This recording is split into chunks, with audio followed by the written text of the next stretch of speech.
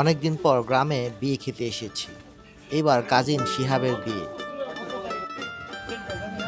শুরুতেই আমাদেরকে স্পেশাল ডিশটা দেওয়া হয়েছে। আসুন দেখি এতে কি কি আছে। কি আছে এর ভিতরে?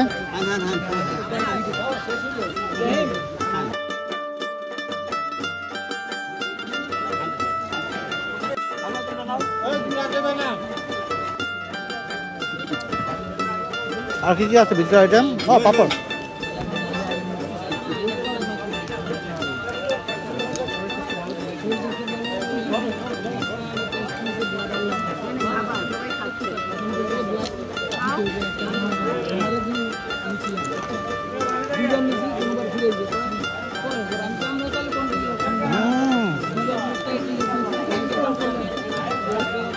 এই যে একটা আস্ত মুরগি আছে, বের করে দিলাম।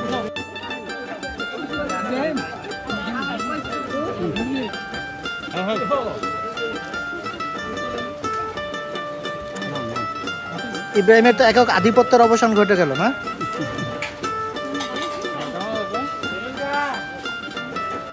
ভাগাভাগি করে স্পেশাল ডিশটা খাওয়ার পর এবার মূল খাবার সার্ভ করা হলো। আসুন দেখি মূল খাবারে কি কি ছিল।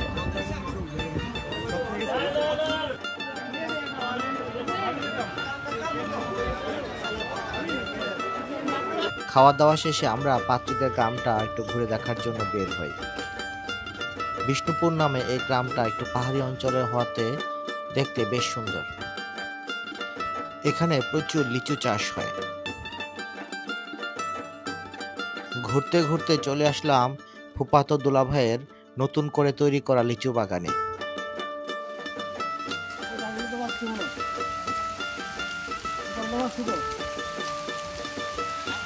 শেষ, আমরা ভিজে গেলাম।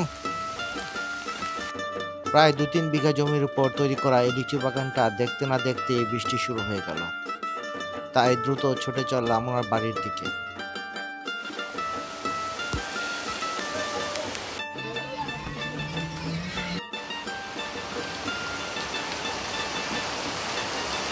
টিলার উপর নির্মিত ভাইয়ের চমৎকার একটা বাড়ি, কিন্তু দুঃখের বিষয় হলো আজকাল থাকার মতো কেউ নাই।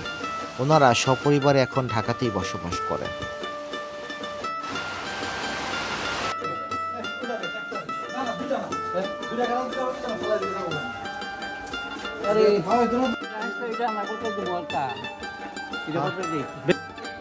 আসার সময় ভাই একটা কাঁঠাল ধরিয়ে দিলেন। কিছুদিন আগে আমি একটা কাঁঠালের আনবক্সিং করার ভিডিও তৈরি করেছিলাম। ওই কাঁঠালটাও কিন্তু ভালো আছো তুমি?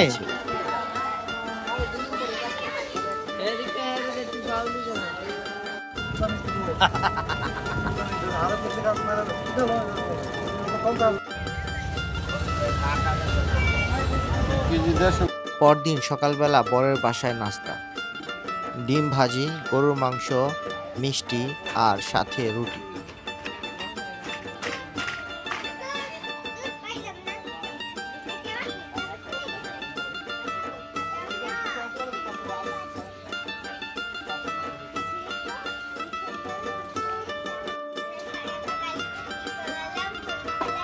চিংড়ি আছে, দেখবেন আছে। চিংড়িও আছে।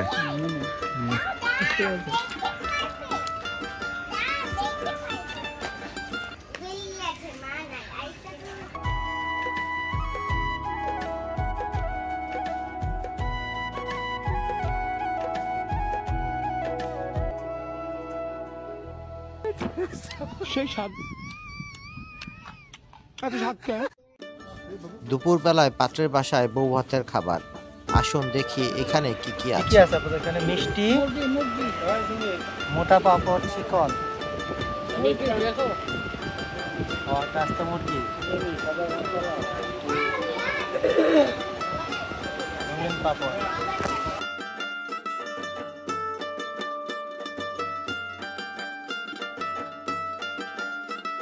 আস্ত মুরগি পাঁপড় খাওয়া শেষে আমাদের মূল খাবার সার্ভ করা হলো। এখানে ছিল চাইনিজ ভেজিটেবল, একটা মাছের ভর্তা,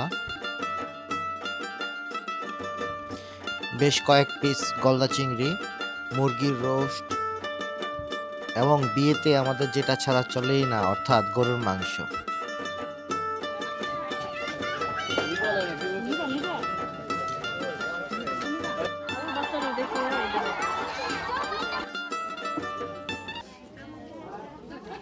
হয়েছে